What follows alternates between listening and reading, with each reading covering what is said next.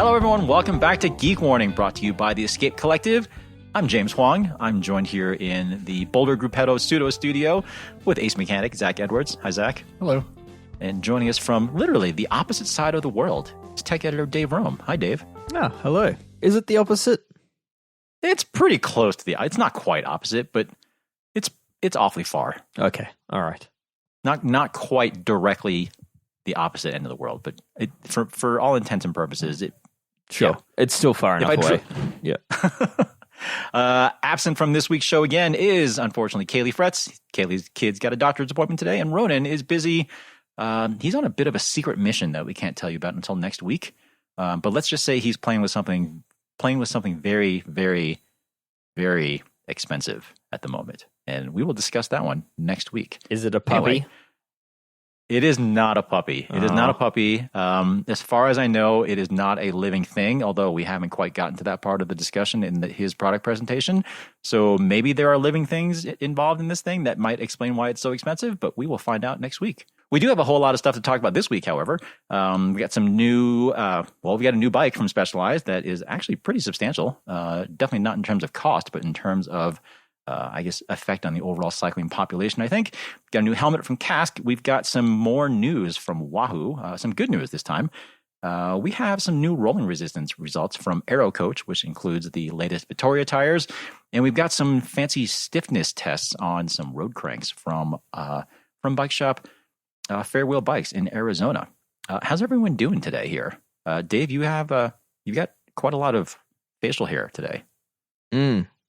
Testing something, deciding it's not working out. So next time you see me, I'll have reversed this course of action. That's probably all I need to say on the matter. Okay. And Zach, you still have a whole bunch of bikes hanging on the wall as usual. Always. Not quite as many bikes in boxes though. No, got them built. Yeah, got them out. You can almost kind of like see from one side of the shop to the other here. Although your shop is what, like 200 square feet or something? No, it's bigger than that. Is it bigger? I think close to 500. Oh, wow. Yeah. Huh. This looks like just about the right amount of space for what I need for a workshop. Yeah. Hint, hint, Kaylee. My garage is getting full.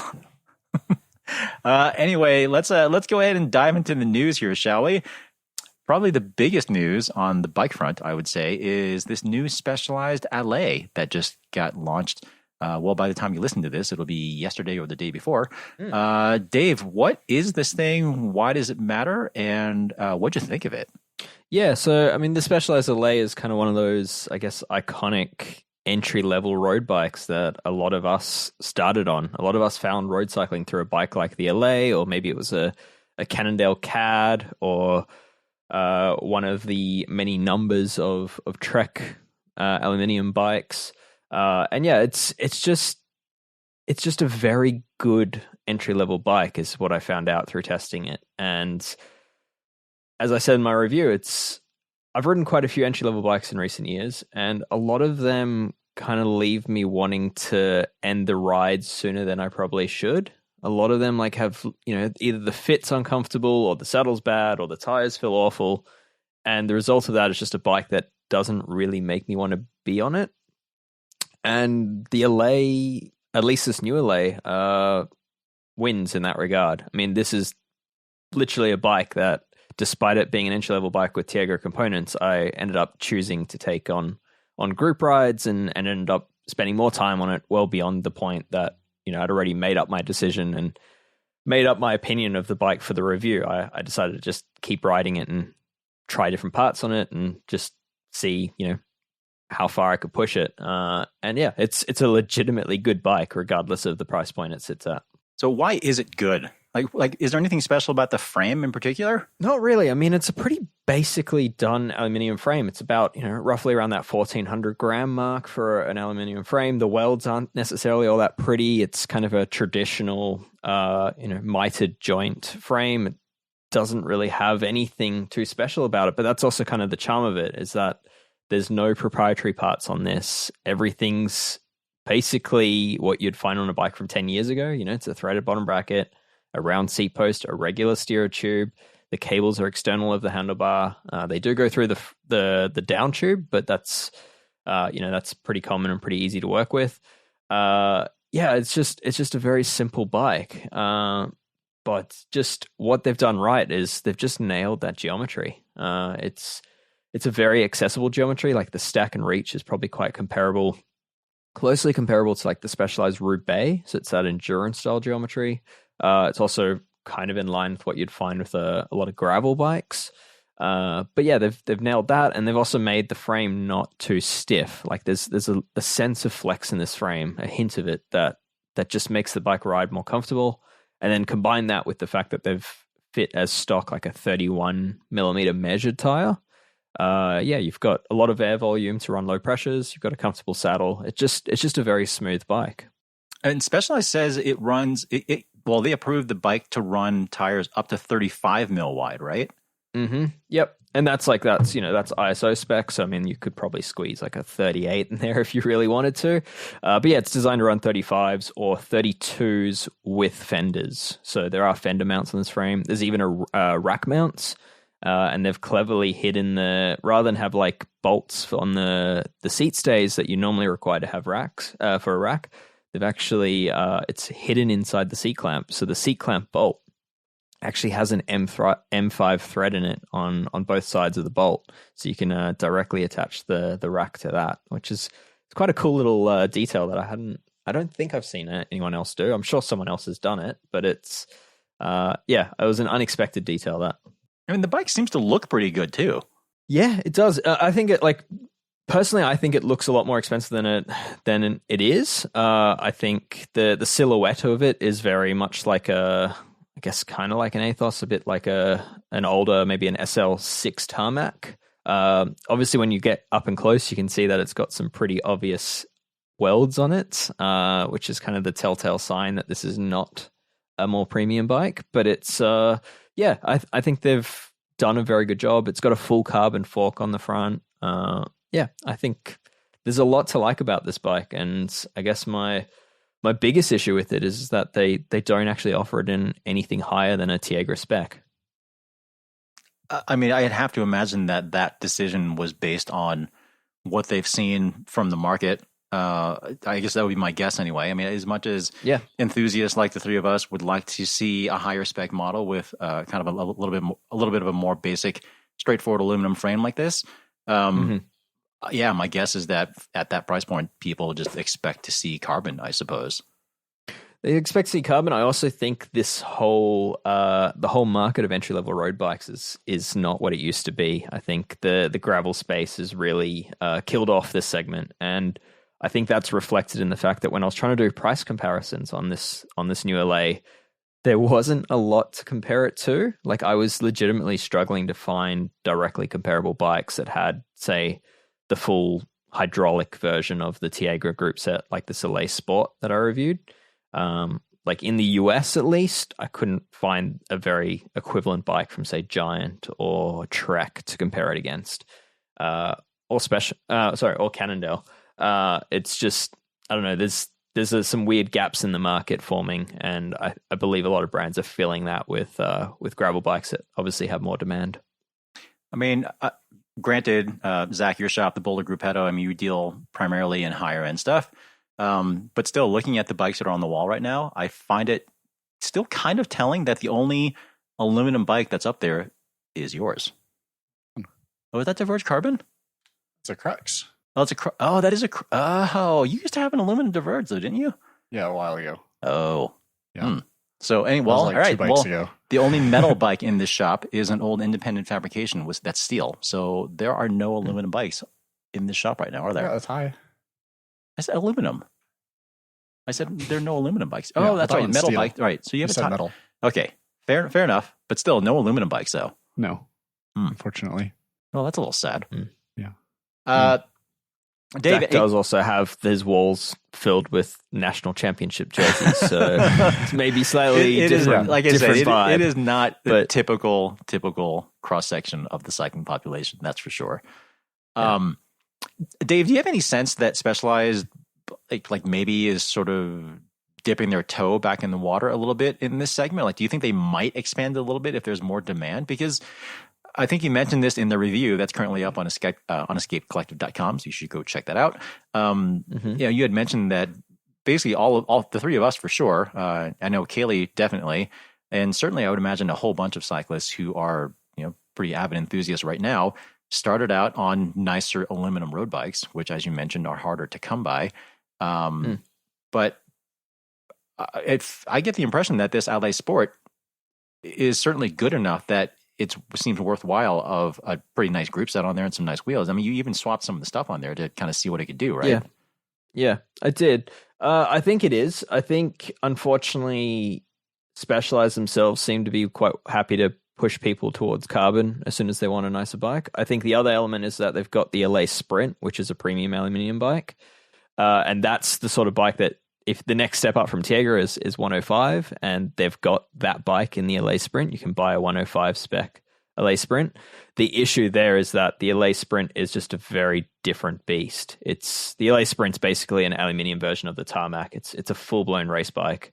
And what I loved about the regular Allez is that it wasn't a race geometry. It was an endurance geometry, which is what most people should be on. Zach? I think it's like you're talking about, they should offer this bike in a higher build kit because that's like what people started on was a nice aluminum bike with nicer kit and stuff. But I would say like on the flip side, this Tiagra stuff that's on it is better than like Ultegra 9-speed was.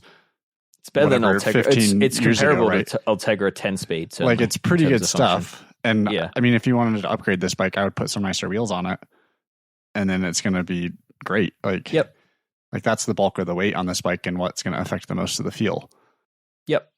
So I saved almost a kilogram, so 2.2 pounds, by simply swapping the wheels to Shimano 105 carbon, which are not light. And to a Specialized 28 mil tubeless tire. And that was straight up, that was like 950 grams saved. And that's, there's another like 300 grams there in the wheels without even getting silly with the wheels. So that is shocking. I mean, too, like even just like something like the cassette, like you could put an Ultegra level cassette or something on there and that's another. So they've done a pretty good job there. They've put a Sunrace cassette with like an aluminium spider on it. So they have been a bit cheeky a bit sneaky with saving some weight there. So it's like a 300 gram 11 to 32 tooth cassette. So it's pretty light already. Yeah. The other clever thing they did was they put a Praxis crank on that, which is in the 700 gram range, whereas like a Tiagra crank would be in the 900 gram range. So they have been pretty clever with shaving good amount of weight where they can, but I mean, there's just no getting around the price point, and the wheels are heavy. Yeah, so, but that's an upgrade you could always do. Yep, for sure. But yeah, I felt like this bike actually just handled and rode like a really nice high end bike once you change those wheels. So for me, I'm just very positive about this bike. Yes, it's not the cheapest entry level road bike out there, but it's also shopping around, at least for the US, it's not terribly expensive either. It's competitive. I like too that they've used common sense, I would say, with how it was built and designed. Like a lot of companies now are taking their cheap bikes and modeling after their higher end bikes and hiding all the cables and everything, which like you have your opinion on that, whatever. But like on the higher end bikes, everything's electronic and you don't have to worry. On the low end bikes, it's all mechanical shifting too. And when you put all these bins in the housing to route it through a stem and into the frame, like it's not going to shift well at all. And then that new rider that just got this bike is going to have a bad experience because it takes a lot of effort to shift the bike. Where this, it's all external. I mean, it gets routed through the down tube, but it's basically external cables. And it's so refreshingly normal. Yeah, it's just going to work really well. I did sarcastically ask a product manager of Specialized. I asked, why didn't you hide the cables through the headset and then compromise everything else in order to hit the price point?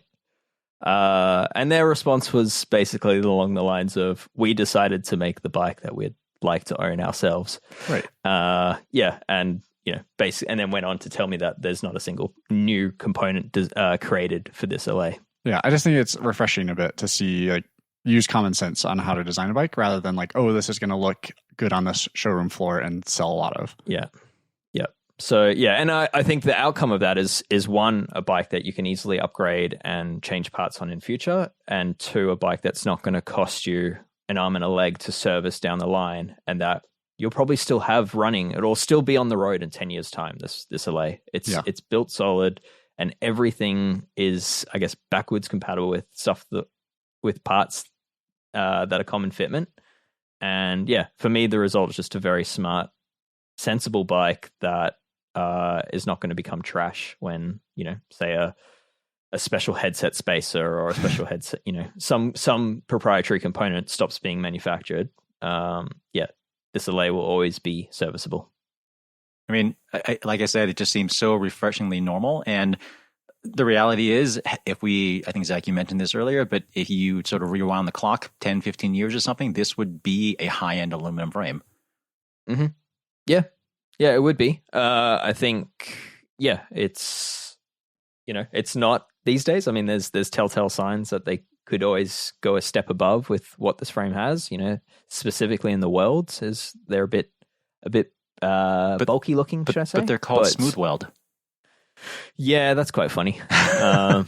So apparently smooth weld refers to the process of smoothing over the weld while they do it. So it flattens out the weld and kind of pushes it into the join. Kind of like I'm imagining like a caulking gun being like wedged into the gap of tiles, I guess, where you're like forcing it in. But yeah, they shouldn't be calling it smooth weld because it's not aesthetically smooth. Strong weld is one that our own Joe Lindsay suggested would be a better name for it. Well, I guess that doesn't have quite as much marketing buzz. No. Either way, it does look like a nice bike. As I mentioned, the Dave's Full review is up on escapecollective.com, so go ahead and check that out. And yeah, looks like a good one. So well done, Specialized. Moving on in some new product news, we have a new helmet from Kask called the Elemento. You may have seen this on the heads of various Ineos riders, I guess both on the road and cross-country scenes. Visually, I think it looks an awful lot like a lot of other Kask helmets, I guess in particular something like the Protone. But Kask is saying that it includes quite a bit of new tech for them. They have this new liner material. Apparently, Ronan will have a little bit more detail on this in his full review that's going to come up in a couple days. But it seems that Kask is perhaps not using traditional EPS foam, or at least not fully using EPS anyway. They have this thing called Fluid Carbon 12 Composite Technopolymer. It supposedly absorbs more energy than traditional materials, which then allows for bigger vents and more internal channeling, which is good for ventilation in general. But there's also this thing that Kask is calling multipod. Kask is still a holdout against the whole MIPS thing, but this is a 3D printed liner material, sort of padding material, 3D printed padding material that kind of looks like a lot of 3D printed saddles that are out there with sort of like this lattice setup. And Kask is claiming that it provides some rotational protection, similar to what you maybe would have gotten at a MIPS or something similar. And it seems like it works because this is the first helmet, I believe, that Virginia Tech's helmet testing lab has given a 5-star rating from Kask. The only other helmet that they have in their database from Kask is the Vallegra, which only got a 3-star rating. This helmet is also not terribly inexpensive, which is perhaps not surprising given that it's a new Kask flagship model. It's $400 US, 650 Australian, 335 British pounds, or 375 euros. Claimed weight is 260 grams for a medium, which I'm guessing is a CE certified medium. I don't know if they're doing separate CE or CPSC, but it's, I would say, in the ballpark for a high-end, moderately aero all-rounder road helmet. But yeah, I don't know. Looks pretty good. And like I said, Ronan's got one on hand right now. He's had one for a little while now, so he should have that full review up shortly. James, can you just repeat what that the fluid composite 12 thing was? Kask is calling it Fluid Carbon 12 Composite Technopolymer. Okay, and there's no acronym for that? What acronym would you suggest, Dave? I don't know, but it just feels like it needs an acronym. I was going to say, are you going to have us slapped with an explicit rating for this episode? Yeah, I was about to, and then I just stopped myself. But yeah, I don't know. It just, that one feels like a miss to me, because if you were a shop employee and you're trying to explain what that is, you're not going to be able to. Right, because really, what you want to say is this Kask helmet has the latest fucking technology. Yeah, exactly. I don't know. And there goes our maybe E. that's a maybe that's just maybe it makes more sense in Italian, but it's yeah, I don't know. For me, this is just like a perfect example of like cycling industry marketing screw up, right? Like just unnecessary terminology. Like just I mean, it's like the engineering and the marketing teams did not talk to each other at all. Yeah. Like just call it PLA plastic, just whatever 3D printed tech it is. Just I mean, Dave, I will raise the idea that perhaps no one at Kask has even thought of that possibility. And I dare say if no one has thought of that, and if this wasn't some sort of like little secret inside joke that they had, you may be throwing some you may be raining on their parade just a little bit here. I think so, but I think the parade needs to be rained on a bit when you've got a 5-word description of what your foam is. Yeah, I don't know. Just anyway, fair enough. I'm unnecessarily angry about this, but I'll let it slide. All right. I was looking at some photos of this too, and like the pads on the helmet are 3D printed, right? And they just look like the saddles. Like it looks like it's a rubber. I've not seen one in person, but that's what it looks like it is. And to me, I'm sure it's comfortable, but like you also kind of want the pads in your helmet to absorb some of the sweat. And then it's like a nice material that then lets the sweat evaporate rather than it all running onto your face and into your eyes. So I'd be really curious how this helmet manages sweat. Well, as I said, we will find out all that soon, I think, because as I mentioned, Ronan's been running one for the last few weeks. He's definitely been putting it through his paces. So yeah, we'll find out all that and more. And maybe we will see if there's anything to this fluid carbon 12 composite technopolymer material in short order. Speaking of helmets, though, Zach's wife, Ruth Winder, just walked in a second ago, and it reminded me of something else I wanted to talk about in this episode, because she was wearing the new Trek Velocis helmet. And the reason why I wanted to bring that up is because we had been catching wind. There was definitely no pun intended there, but we had been catching wind that Trek has been transitioning a lot of its formerly Bontrager branded products to Trek. It did it with clothing last year. It did it with helmets this year. And it's moving a lot of it, well, basically most of its accessories from Bontrager to Trek branding. Components are still apparently going to be continued as Bontrager. But this seems to be a pretty interesting branding exercise here, because I still remember, what was it, almost 3 decades ago now, when Trek bought Bontrager. And it was a big deal because at the time, Trek just didn't really quite have the brand cachet, certainly that it does now. And that seemed like a very quick and easy way to kind of get a toehold in a little bit of a higher end market. And I guess now they've decided that the Trek brand name is a lot stronger than Bontrager. It's definitely an interesting move, because like you see Specialized with Reval and Giant with Cadex, they're like trying to have this alternate brand that's everyone knows is the same thing, but is a different brand, so that it opens up the potential to sell the products to people that aren't necessarily on, say, a Specialized or a Giant bike. And it's interesting that Trek is going seemingly the opposite direction. Well, I mean, they did say that they are going to maintain the hard goods as Bontrager, as for like, components, wheels, that sort of thing. Yeah, but like, but it seems like if it's successful though, then what's to stop them from then having a Trek wheel or a Trek tire or right? It's not like anyone's under any illusion that the Bontrager product is not from Trek. Right. It does seem like they're following the same path as their competitors, though, because if you're using the example of Giant and Cadex and Specialized and Roval, it kind of seems like exactly what Trek is trying to do is they're trying to really keep the Bontrager brand just for its its wheels and tires, for example, rather than have this market confusion of it, being shoes and helmets and everything else. That's kind of exactly what Cadex is, and it's certainly what Roval is, with the just a few high-end components and a whole line of wheels. So I don't know, it almost feels like Trek's following others on this. I mean, Trek historically has been, I guess, one of the more conservative brands out there, certainly more conservative and Specialized as far as their marketing and stuff. So I would have to imagine that they've got an awful lot of market data to support this move. Trek isn't really a company that's known for taking a whole lot of risks or sort of just going on gut feel, I would say. And certainly Trek has definitely, since those early days of buying Bontrager, I mean, Trek's brand reputation, I think, has definitely moved up multiple rungs of the ladder in that time since then. I mean, their stuff is pretty well regarded at this point. Yeah. And yeah, as far as the whole Bontrager Roval KDX thing, interestingly enough, I feel like KDX has almost done the best job of the three at really separating at least their wheel product anyway. Maybe because they really don't use that brand on the giant inline stuff very much at all. But I mean, I remember not too long ago at the old place, I had done a profile of my personal 7 road bike, and I got a whole bunch of flack from people because I used a Bontrager one-piece carbon cockpit on that thing. And I mean, I didn't really care that it said Bontrager on it, but it was the dimensions that I wanted. It was the shape that I wanted.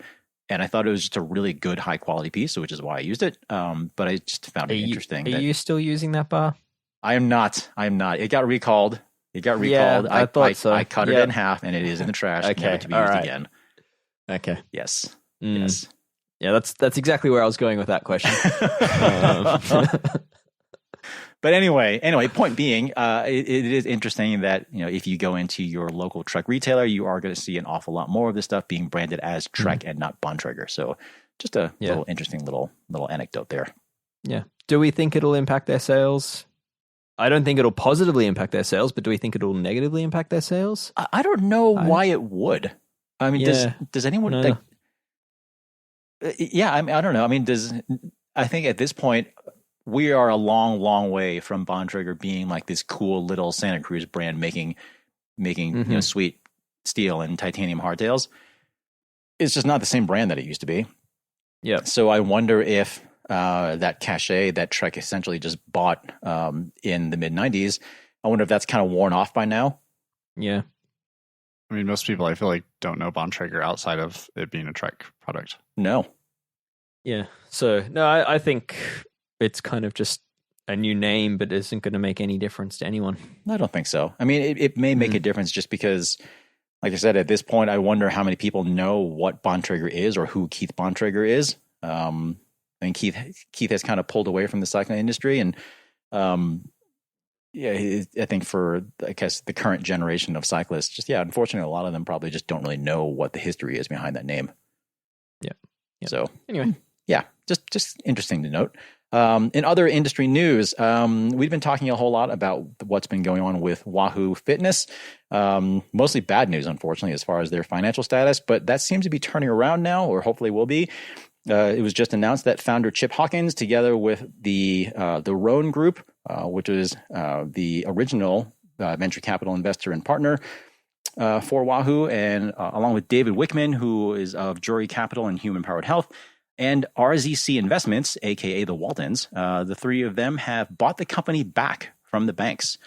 So the details of that whole thing are a little hard to come by, and don't really know a ton about some of the nitty gritty stuff. I'd have to imagine not everyone's happy, however, because that sort of debt going away doesn't just happen without someone being unhappy. But hopefully this is the beginning of Wahoo coming back to what it used to be, maybe regaining a little bit of its old mojo. Yeah, I mean, this just got announced not too long ago, so it's certainly going to be a little while before we find out what sort of effect this has. But it seems like, for consumers anyway, this is good news. It is good news. I mean, competition is always good news. Wahoo has traditionally been a very good competitor in the space. They are single-handedly responsible for Garmin computers being nice to deal with now.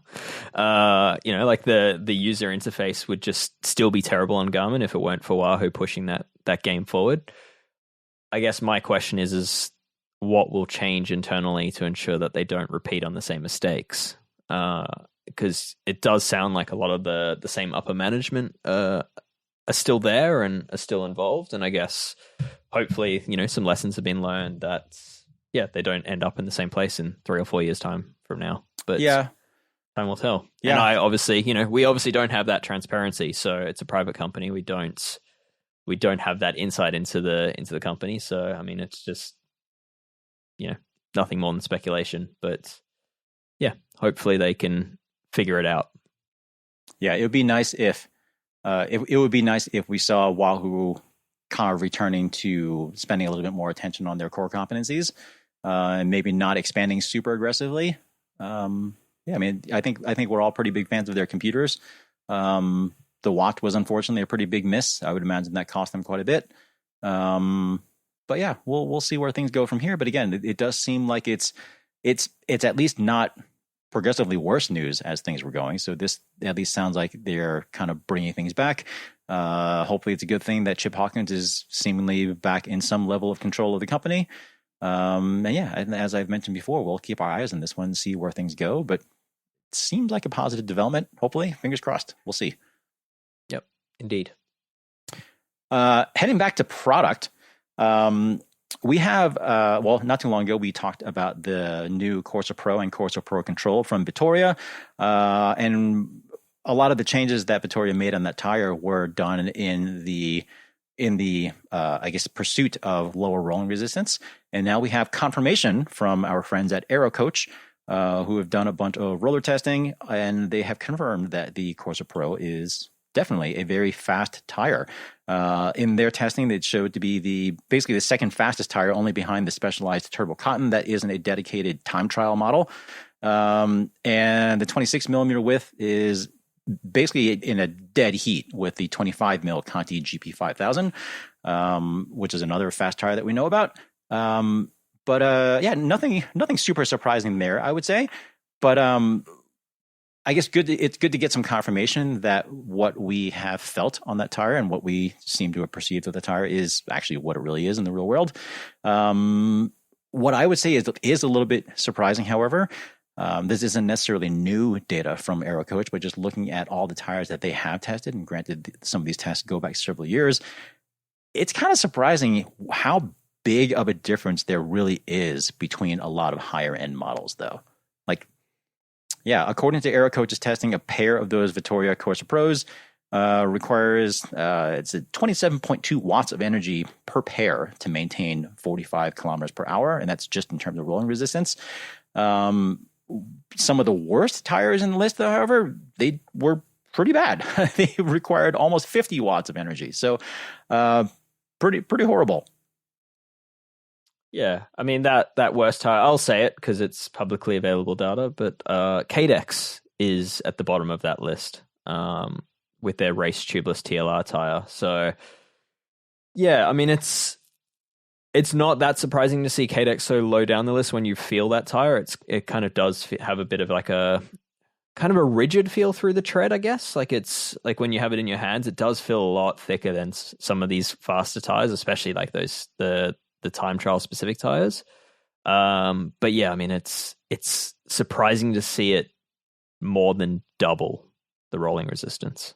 I mean, that tire is quite substantial. That tire feels like a cheap training tire when it's marketed as a race tire.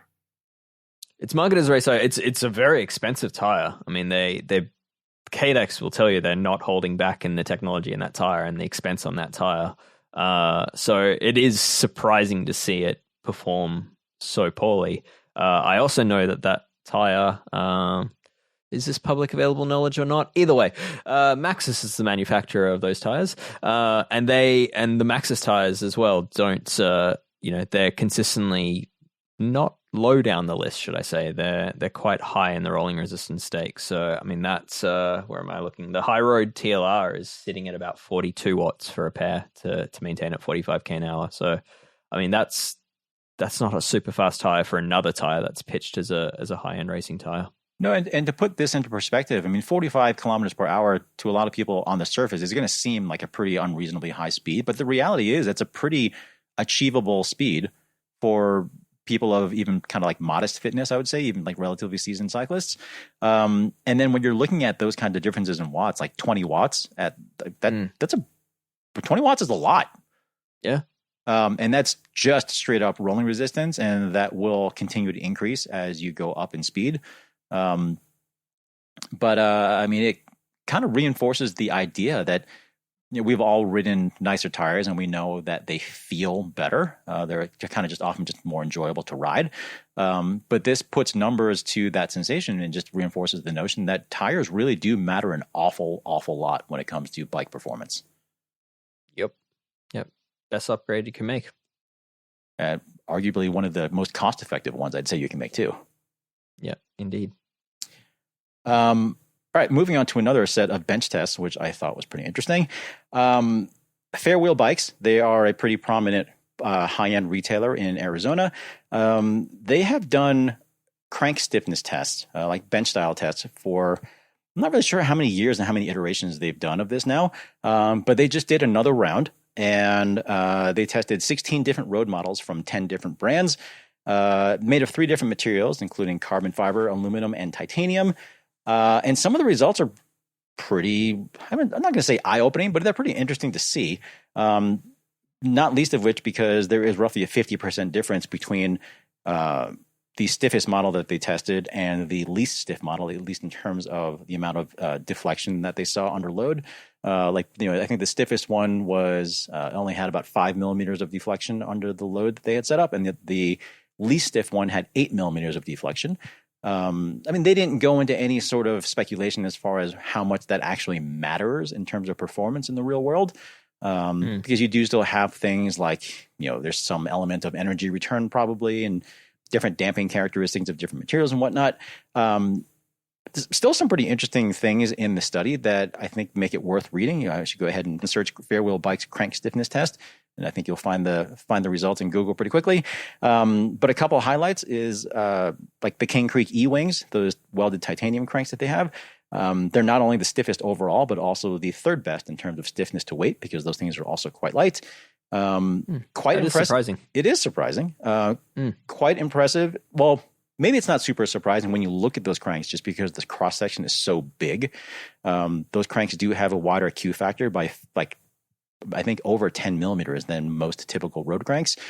So those arms are big. It's a big cross section on that. And in terms of stiffness for something like that, cross section is pretty much everything.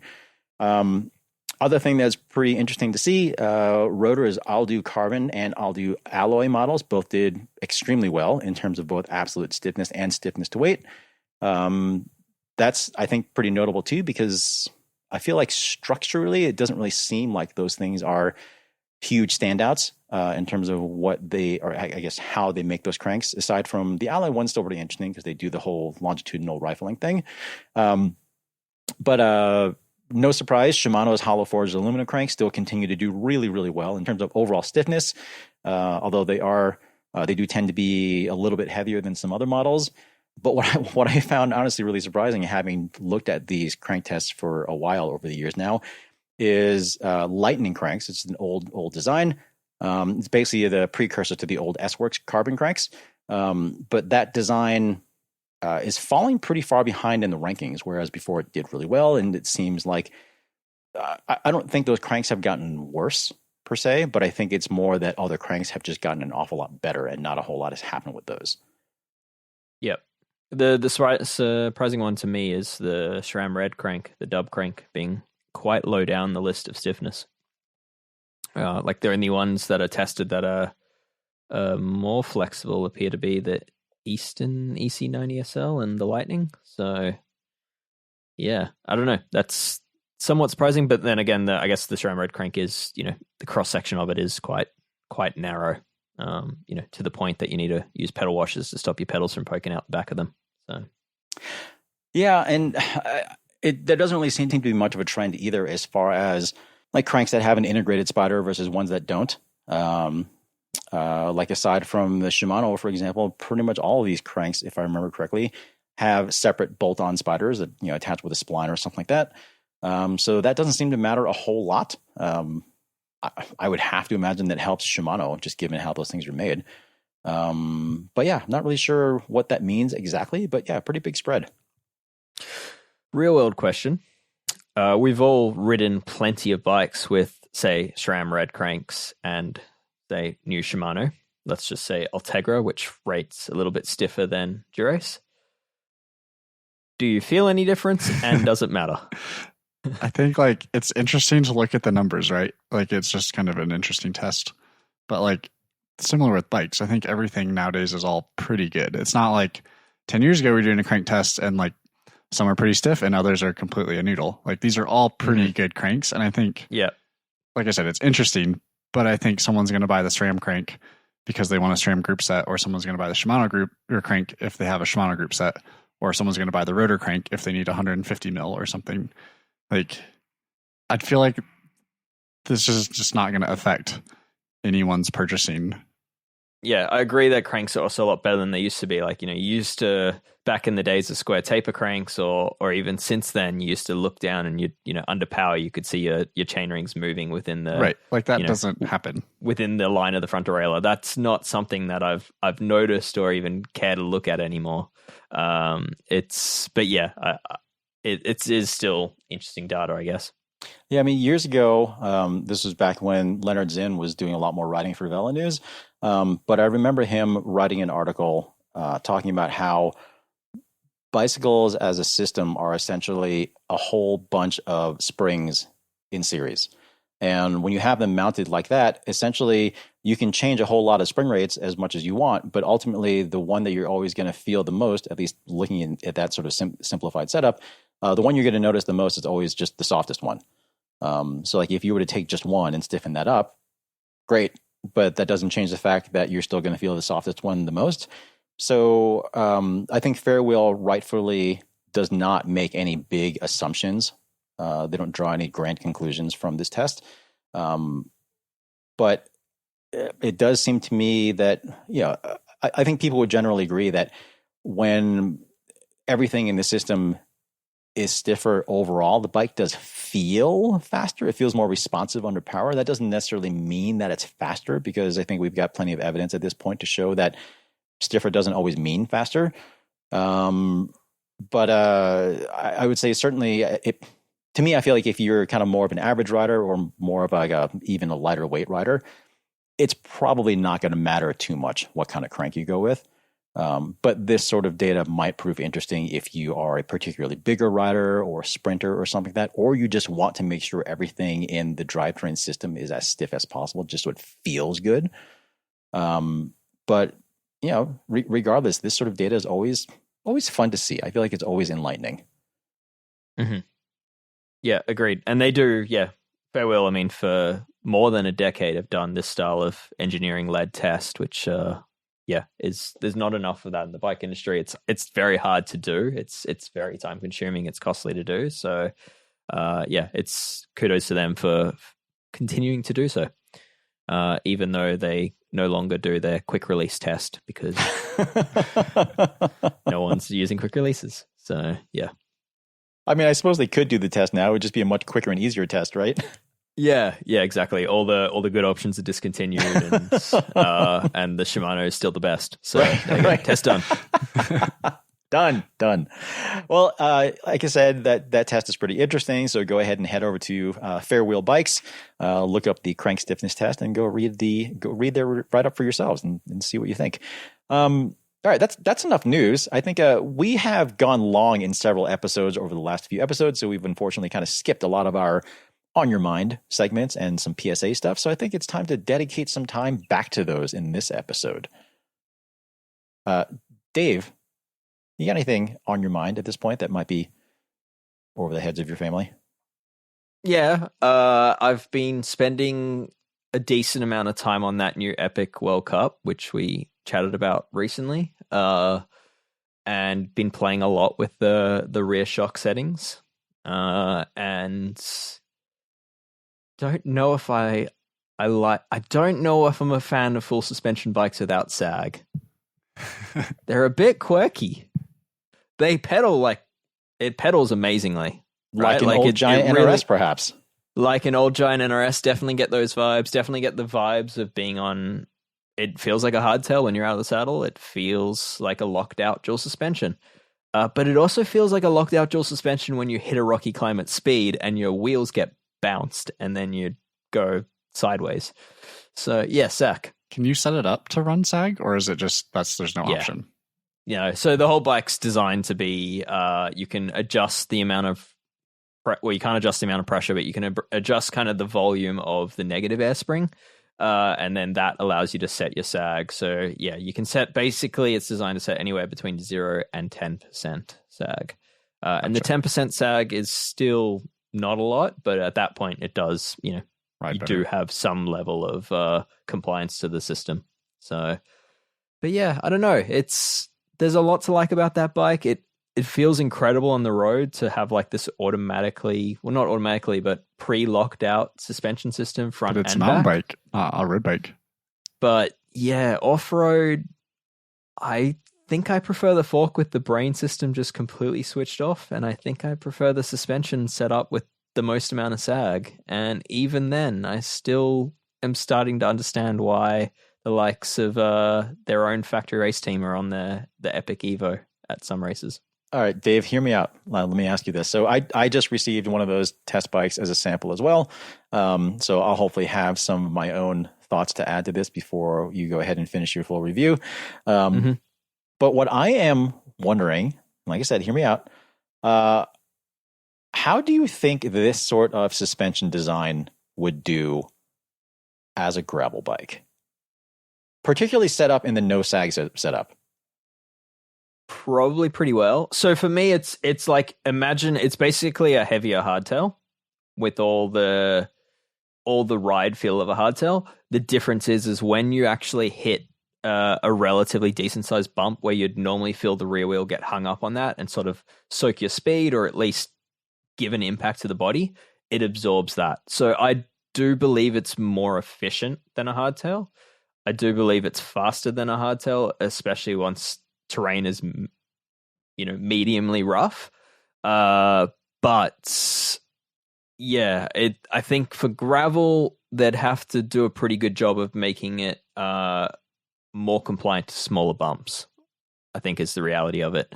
I think that currently the hit required to overcome that 0% sag is probably more than what you'd often be experiencing on a gravel bike. Gotcha. Fair enough. Just like I said, just like curious. seat tube. They do have the Diverge STR thing, yes, which is a very, very different suspension design for sure. Very, very different sort of goal as far as that, what sort of size bumps they're trying to take care of there. All right, well, I will not be taking the time to convert my test bike into a gravel bike, but I mean, please do. That would be quite interesting. But where's on it?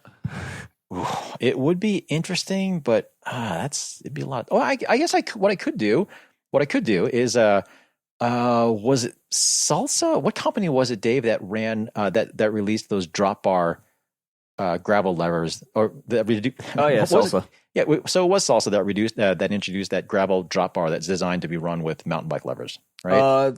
No, it was Surly. Surly? Salsa or Surly. One of those two. Basically interchangeable, but yeah, I think it was Surly. If you had the SRAM bike, you could just get SRAM road levers, and then I'd work with mountain calipers. I know, but I'd have to undo all the hoses and reconnect all that stuff, and yeah, it is an axis bike, so I guess in theory it wouldn't be all that hard to swap things around. Yeah. Well, please don't. Okay. All right, Zach. But the reach is going to be too long. The reach will be quite long for sure. Yeah. All right, Zach. What about you? You got anything on your mind this week? I've got kind of a niche one, really, lately. Ooh. I've been thinking about track bikes because they've announced the track here is opening. I've had a few people... reopening, we should say. Reopening, yeah. After it's been closed for the last few years. And I've had a few customers kind of inquire about building a track bike. And I've been looking around, and there's not really much out there. There's like cheap fixies that aren't track bikes, or there's your Racing World Cups and Olympics track bikes. There's not really anything in between right now, which is kind of, I understand it's a very niche thing, but it's also a bit sad.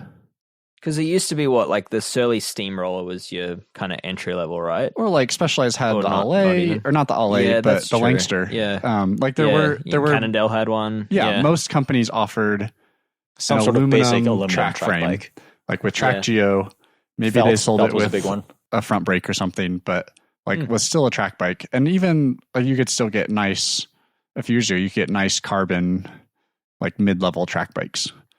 And now that just doesn't exist. And even on stuff with wheels too, like Zip used to make 404s and 808s, and Now, seemingly all they have is some leftover disc wheels. They don't have anything else.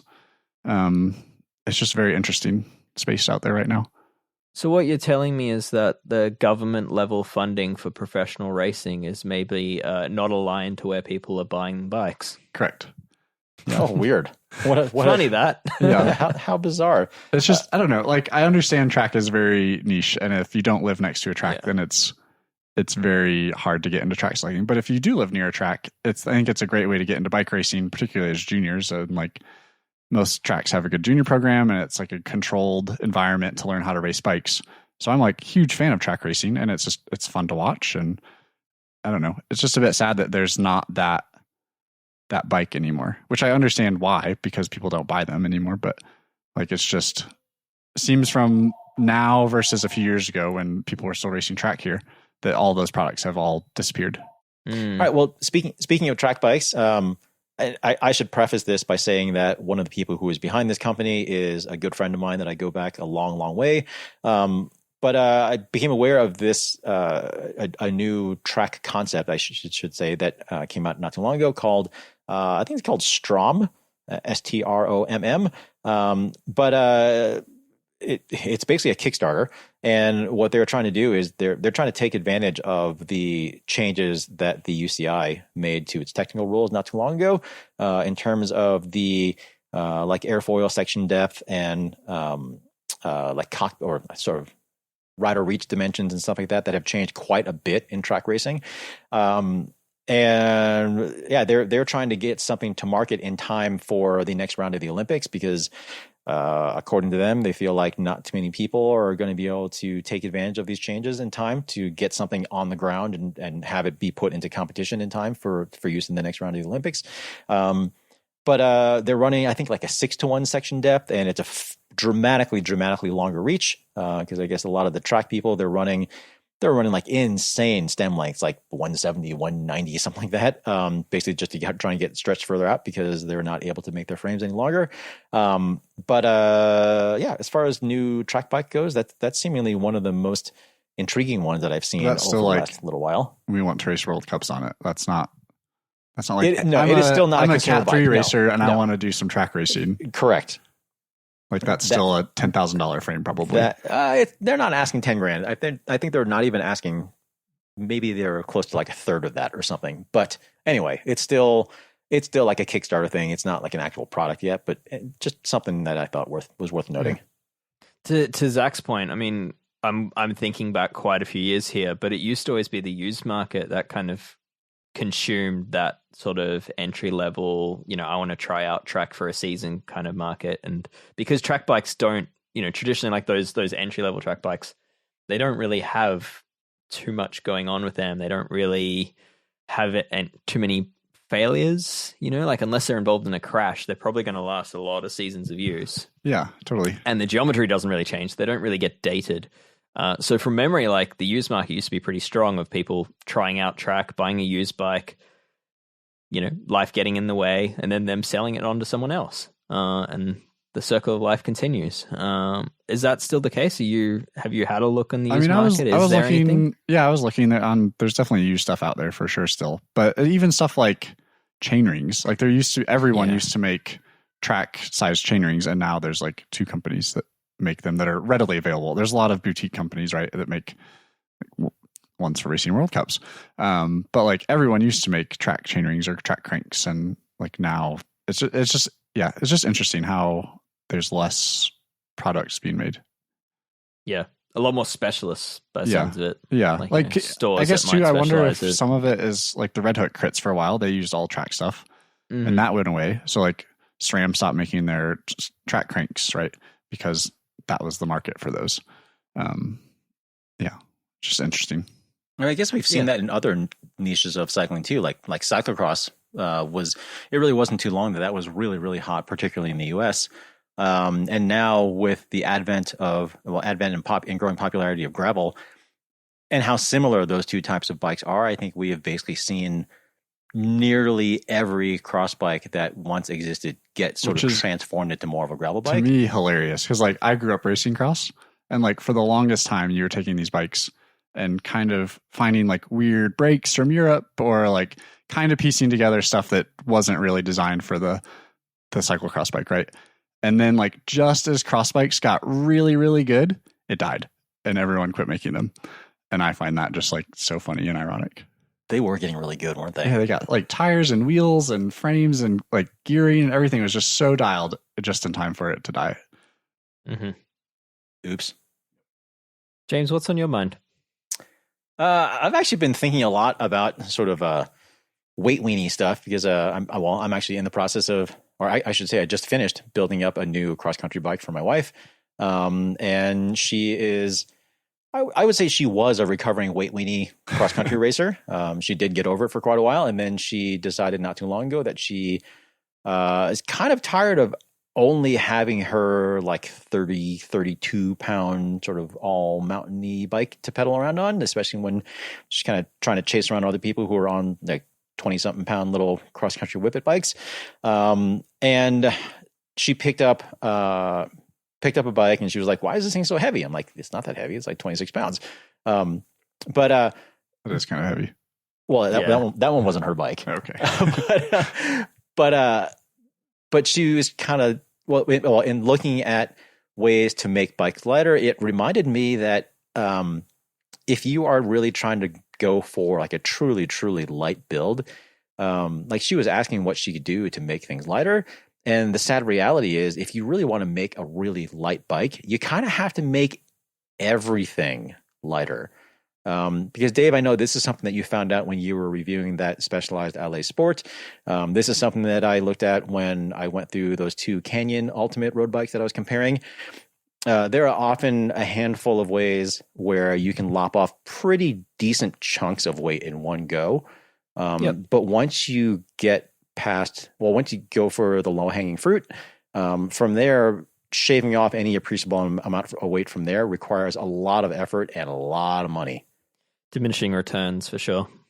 Like sharply diminishing returns. Like that whole, I mean, back in the day, it used to be the rule of, if you wanted to shave a gram, you had to pay $1. And I feel like now it's almost like $10 a gram. Like it's like the diminishing returns are ridiculous. I mean, it's like 10 grams here, 20 grams there, 15 grams there, and just all these little things. And then they all add up, and all of a sudden you're a kilo lighter. Yeah, but you have to upgrade every single thing and shave off a little bit of weight on everything to make it lighter. And then all of a sudden you've got a whole different bike. What I found the biggest issue with modern mountain bikes compared to, say, when I was properly a weight weenie like 10 years ago on mountain bikes is tire weight. Like that's in my head, like, yes, it was 26-inch wheels back then, but in my head, it's like a tire is 500 grams. Yep. Like, a lightweight XC tire is 500 grams. But no, it's like a new lightweight XC tire that's kind of World Cup worthy is like 750-ish grams now. So right away, you've got half a kilo penalty right there, like compared to where we used to consider a lightweight bike to be. So yeah, for me, that's the big thing to keep in mind. I think too, it's so much of a trade-off. Like I also was a recovering weight weenie for XC mountain bikes for quite a long time. Oh, like we're all recovering weight weenies. It's also like even on current bikes, like whether it's my bike or Ruth's bike or whatever, like it's always a compromise too. It's like, okay, we could save weight here, but is this actually going to hold up to like a season of mountain biking, or is this like we're doing this just for one race? And like you can do things like, oh, let's put 100 gram or 100 mil travel fork on it because that saves a lot of weight. But then it's like, okay, well then it's a worse mountain bike, right? And like I don't know, it's always a trade off of real world usability versus it being light on the scale. Yep. For example, like the Epic World Cup I'm testing didn't come with a dropper, right? Which is stupid. Like, but anyone that's riding that is going to have a dropper. Yeah, so I added a bunch of weight by adding, I have an access post on my access reverb on my own hardtail, so I just took that off. Which is like one of the heaviest seat posts out there. Yeah, but I've just added half a kilogram to the bike with a seat post. Yeah. But yeah, worth it. But anyway, right. that's I guess that's what I'm saying. Like you adding weight to this Epic World Cup makes it a faster, better mountain bike. Yeah. Right. Because you now have a dropper and it's better in technical stuff. Like it is a better, faster mountain bike than one that's lighter. Kind of continuing on this little bit of a tangent. One of the bikes that I'm testing right now and just kind of in the process of finishing up is that giant Revolt X that gravel bike that they've got with a Fox suspension fork and their own the drop bar mountain bike. Yeah, they're yes, exactly, and their own dropper / suspension seat post. And I have to say, when I first built it up, when I first went out on the couple of rides on it initially, I was kind of like, this bike is dumb. I will fully admit that was kind of the first thought that went through my head. Like the Maxxis Rambler tires that it comes with, when I've ridden those in like a 40 mil size, I thought they were really pretty decent. Yeah. Decent rolling, like pretty versatile, nice and tough. In a 50 mil version, however, they are quite heavy and quite slow rolling. But I actually ended up swapping those tires for a set of the new Challenge Getaway XPs, which again, they're quite a bit narrower. They're 40 mil. And they're definitely a different type of gravel tire than those Ramblers. That bike still is not very light. We're still looking at like 10 kilos or something like that. So it's still quite heavy for a higher end gravel bike. But I have to say, when I was on on a particular ride the other day, and I was coming down, Zach, was just for locals reference, I was coming down from Gold Hill, coming down Sunshine. Oh yeah, it's always washboard. And the top section of that descent, it is often washboarded, and there's a whole bunch of dirt switchbacks that you each one of which you come into pretty hot. And then even once you get through the dirt section at the top, you've got this really nice, beautiful, long road descent, but the road, the tarmac's quite coarse. And I would say, for everyone's reference, this is a common road cycling route. It is a very common road cycling route. Road bikes, not full suspension gravel bikes. Correct. But that said, I have done that route plenty of times on just kind of more normal gravel bikes, and I absolutely ripped that upper section of gravel on this bike that was quite heavy. And I attribute that completely to the suspension and being able to descend with a drop to saddle. How much slower did it take you to get to the top, though? I was just going to say, what about 97% of the rest of the ride? We were kind of casual pace going up. So, okay. I wasn't necessarily trying to go super fast, but no, it also doesn't help that we have a whole lot of wildfire smoke in the area right now coming down from Canada. So we definitely weren't going for any uphill KOMs or anything. But coming down was pretty interesting. And I'm still not going to say that bike would be my everyday sort of gravel bike. But reason why I brought that up is just as a little bit of an anecdote that less weight, as you were saying, Zach, less weight isn't necessarily always better across the board. I mean, it does depend. Yeah. I don't know if that would be my any day kind of gravel bike, but but anyway, I'll save that for you to review the bike. All right, let's go ahead and wrap up with a PSA because we haven't done that in quite a while. I've got one, if you don't mind me grabbing this round here. Oh, please. Not too long ago on Instagram, Raul Lucier, who he's in Melbourne, I believe, isn't he?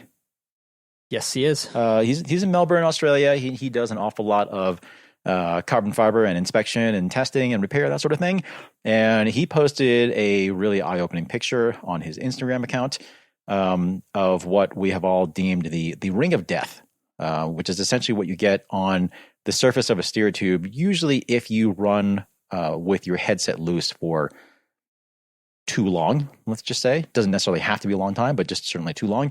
And it was a shocking amount of wear on the outer surface of the steer tube.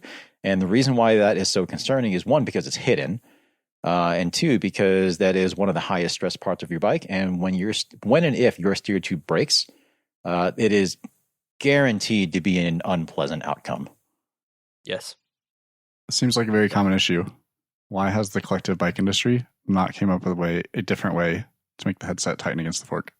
Well, I was thinking about that because I don't think there's anything necessarily wrong with how the headsets are adjusted. But most people don't know whether their headset should be adjusted or it needs tightened fair. or loose. Most people have zero idea what it should feel like. That is fair. Yeah. But what I would like to see is, to me, I feel like the reason why this is such an issue is because the split ring component of the headset is so short, is because there's so little. It longer. Exactly. That's what I was wondering about. Why? I mean, I'm sure the bike industry would say that they don't want to do this because they're heavier. Factor, I remember on one of their bikes they did, but I feel like I've built some since then, and they've gotten rid of it. Yeah. But Factor had a long carbon injected piece that was like 4 or 5 times the height of. But it was a regular. it was aluminum machined one. But I feel like it was on the I'm thinking of maybe Ostro, the whatever.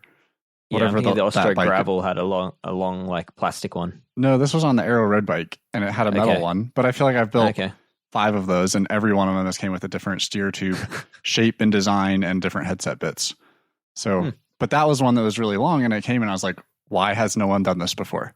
Like, spread that load out so you don't get this like 5 millimeter contact point. Yeah, that was exactly what I was thinking of when I saw that picture from Raul.